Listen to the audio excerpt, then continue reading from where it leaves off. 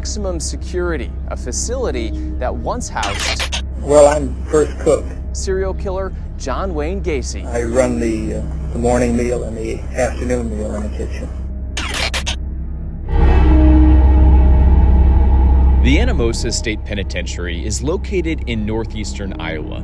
Built in the 1870s, it has an eerie vibe. Over the last 150 years, thousands of criminals have walked through Anamosa's gates.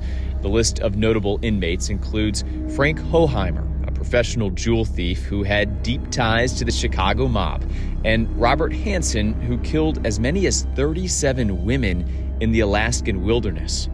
I enjoyed entertaining kids. But no Anamosa prisoner, past or present, is as notorious as John Wayne Gacy, known as the Killer Clown.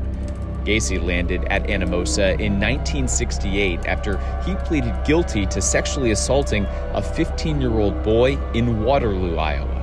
We make up 250 pounds of mashed potatoes to go along with it. Gacy, seen here during a jailhouse interview around Christmas 1969, became the head cook at Anamosa. Gacy had a reputation for being a model prisoner. He lobbied to increase daily pay for inmate kitchen staff and recruited hundreds of prisoners to join Anamosa's JC Club chapter.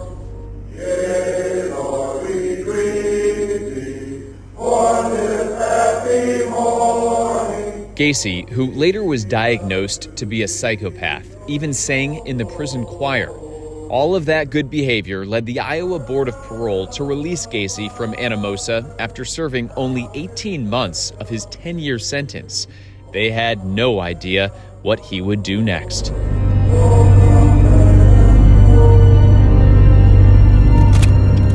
A free man, Gacy took a bus to Chicago and started working as a short-order cook. His mother helped him buy a modest ranch-style home in the suburbs.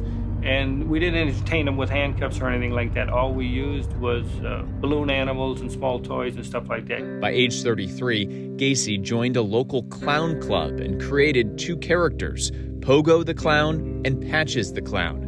Gacy devised his costumes and did his own makeup, often performing at neighborhood parties, charitable events, and children's hospitals. In 1978, 8 years after getting paroled from Anamosa State Penitentiary in Iowa, Illinois authorities arrested Gacy for the murders of 33 young men. 2 victims were just 14 years old. Gacy buried the majority of the victims in the crawl space of his home. He was found guilty at trial, and in 1994, the Illinois Department of Corrections executed Gacy by lethal injection. The so-called clown killer never expressed remorse for any of his crimes. Clowning has taken a bad name because of what they've used in my case. Although John Wayne Gacy is long gone, you can still learn about his troubled time in Iowa at the Anamosa State Penitentiary Museum. The stone structure sits right outside the prison's towering walls and was once the facility's cheesemaking building. This is my 3rd year of volunteering, Museum volunteer Roberta Robertson was giving tours on the day I visited in June of 2023. Here's the part that's really interesting maybe for you guys. Look at these. This guy came, he was 11 years old when he came here. The museum costs $3 per person and has an interesting variety of exhibits. You can see how prisoner restraints have changed over the years and look at various types of contraband like shanks and this tattoo gun. You can step inside a mock prison cell, its dimensions similar to what inmates at Anamosa live in today. The cell has a twin-size bed, toilet sink combo, table fan, books, picture frames, snacks, and other items.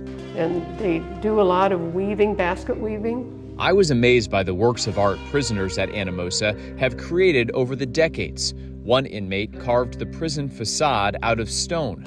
Another made this ship out of matchsticks. A third inmate, serving a life sentence for first-degree murder, constructed this maple wood replica of the prison.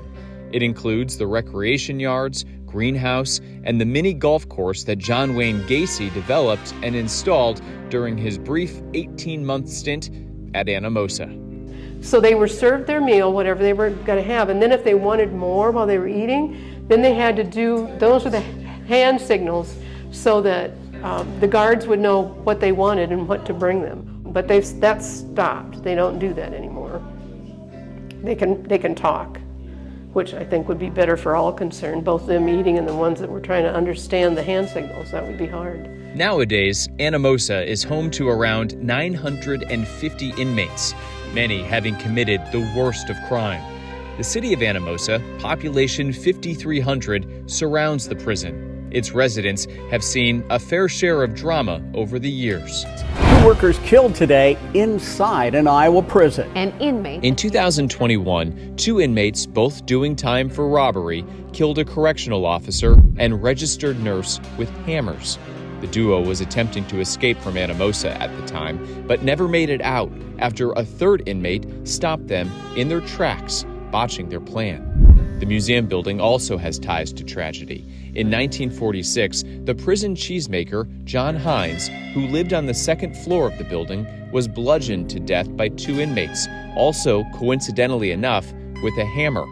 The convicts, who had special work access to the cheese building, stole Hines's car and were captured a short while later. Hines left behind a wife and 6 children. Started right here, as a matter of fact. Anamosa State Penitentiary has a number of work programs which provide inmates with pay and hard skills like welding, automotive repair, horticulture, and janitorial services. But those programs have also given inmates who are intent on doing harm access to tools such as hammers that can be used to kill.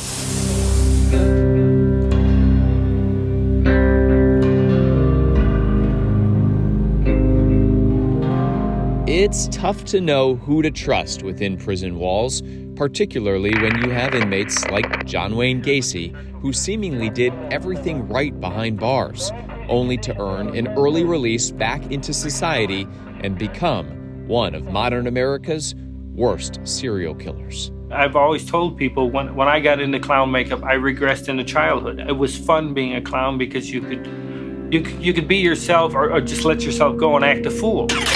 From the Anamosa State Penitentiary in northeastern Iowa, I'm Kevin, across America.